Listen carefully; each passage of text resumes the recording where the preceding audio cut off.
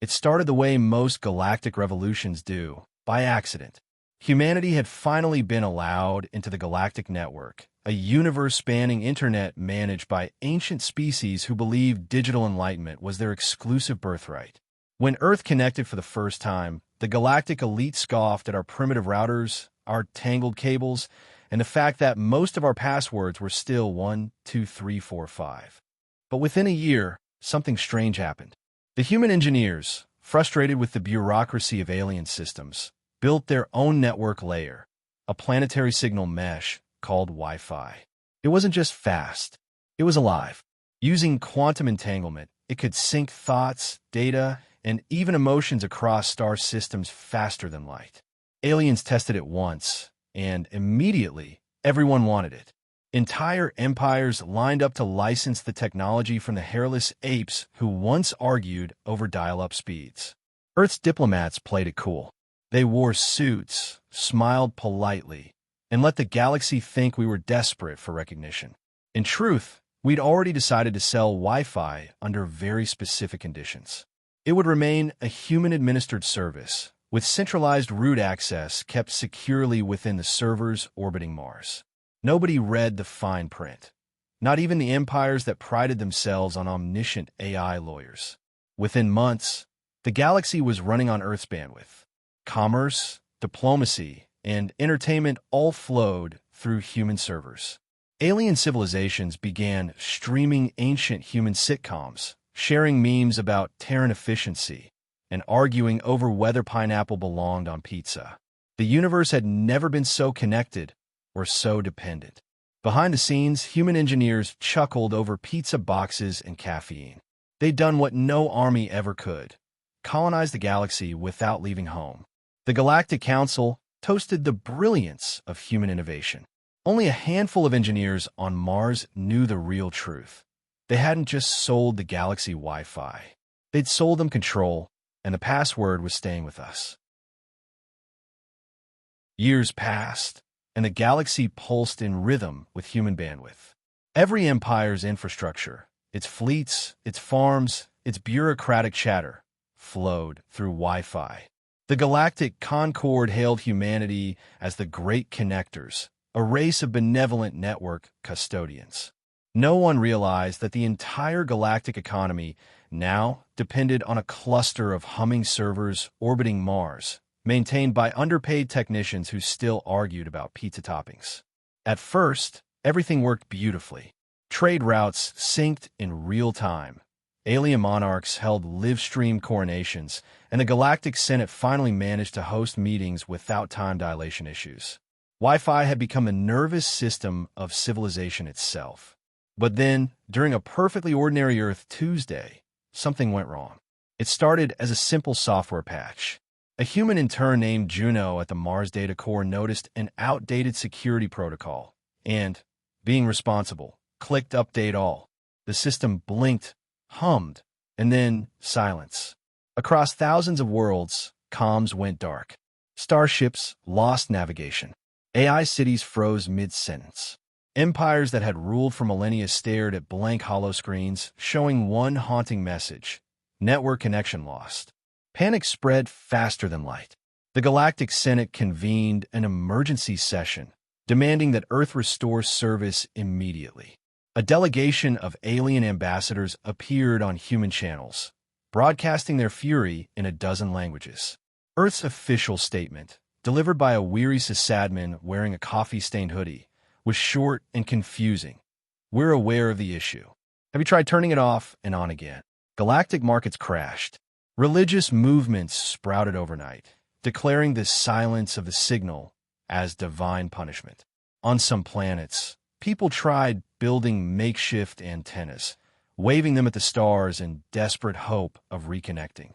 Meanwhile, the humans on Mars sat quietly, sipping their coffee, pretending to look busy while the universe screamed. They hadn't broken the galaxy. They just reminded everyone who owned the router. The chaos didn't start with violence. It started with buffering. Entire star fleets froze mid-flight, their navigation systems caught in eternal loading screens. Banking networks glitched. Planetary weather grids defaulted to manual, leaving alien cities buried in snow or fried by suns. Within days, the galaxy's most advanced civilizations were brought to their knees by a single error message: authentication required. At first, the Galactic Senate thought it was sabotage. Armadas were mobilized, tracing the failure back to Earth's Mars data core. But every attempt to access the system was met with strange human obstacles. A firewall that asked riddles, security forms that required 22 different consent boxes, an encrypted prompt reading, select all images containing humans, that no alien AI could solve. Even the most powerful warships were reduced to frustration and memes. When diplomacy failed, fleets arrived in orbit around Mars. Thousands of ships surrounded the small red planet, demanding access. Humanity responded not with missiles, but with two-factor authentication. Every alien fleet was told to check your registered device for a code. None of them had one. The invasion stalled before it even began. Then came the password war.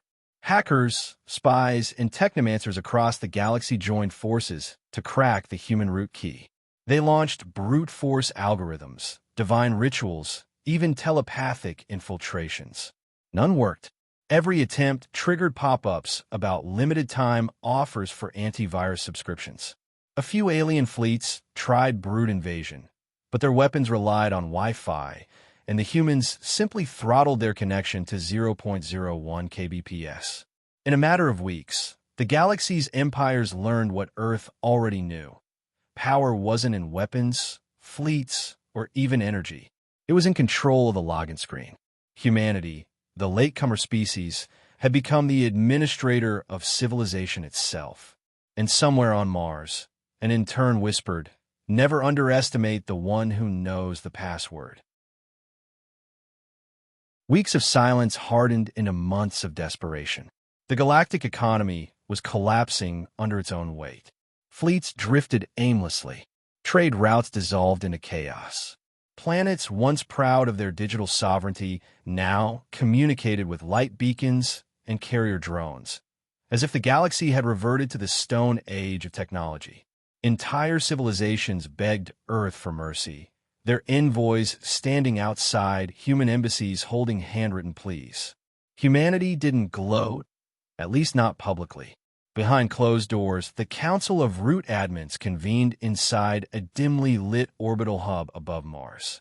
They weren't generals or politicians, just programmers, network engineers, and one overworked intern. Across their monitors blinked millions of alien distress tickets, marked urgent. Their solution wasn't war, it was policy. A new interstellar service agreement was drafted, the Reconnection Protocol. The terms were simple. Earth would restore Wi-Fi to the galaxy, but under human governance. No more unauthorized access, no backdoors, and absolutely no sharing of the master password. In return, humanity would provide guaranteed uptime, faster speeds, universal ad blockers, and, perhaps most importantly, administrative veto power over all galactic transmissions. It was sold as a security measure, but everyone knew it meant one thing. Humanity now controlled the information arteries of the cosmos. When the alien diplomats arrived to negotiate, they came humbled. Once proud emperors now offered tribute in the form of rare minerals, technology, and even art. The Council of Root Admins listened, nodding gravely, occasionally asking if anyone had tried rebooting their civilization. Finally, with a press of a key, the human lead engineer reconnected the galaxy. Screens flickered to life. Fleets cheered. Commerce resumed. But beneath the relief was quiet unease. The new password had been hidden inside a 30-minute human tutorial video, complete with mid-roll ads and cheerful background music. The galaxy had its Wi-Fi back, but now belonged irrevocably to Earth. Years later, the galaxy ran smoother than ever. Trade, transport, diplomacy, and entertainment. Everything flowed through human servers. Entire star systems rose and fell based on Earth's network stability. Wi-Fi had become more than a utility. It was the bloodstream of civilization. To the galaxy, humans were no longer a species. They were infrastructure, But power like that doesn't stay invisible for long. Over time, whispers spread through the void that Earth was manipulating bandwidth to favor certain empires, that messages criticizing humanity mysteriously took days to send, that galactic stock markets paused every time someone on Mars spilled coffee on a console. When alien investigators demanded transparency, the human smiled and said, "We value your feedback. Your ticket has been received." Then came the update. It was routine, scheduled maintenance, they said. For 12 hours, the galaxy went offline. No trade signals, no fleet tracking, no holostreams. The silence returned. When systems rebooted, everything looked normal until users saw the message. Every device, on every world, displayed the same screen. Network access revoked. Reason? You didn't say please. At first, the galaxy thought it was a prank. Then they realized the connection was gone for good. Humanity had changed the password again. In the void of panic, alien governments begged for reconnection. Religious cults declared humanity divine. Some rebel groups tried building independent networks, but all attempts collapsed without human hardware to route the data. The galaxy had become addicted, and Earth held the only key. In a silent orbital station above Mars, the old engineers gathered one last time. Screens flickered with pleas from 1,000 worlds. The lead admin leaned back, took a sip of coffee, and whispered to the intern, "You see, control isn't about who connects. It's about who decides when they can't." Then he pressed enter. The stars blinked, just once, and every world remembered who owned the signal.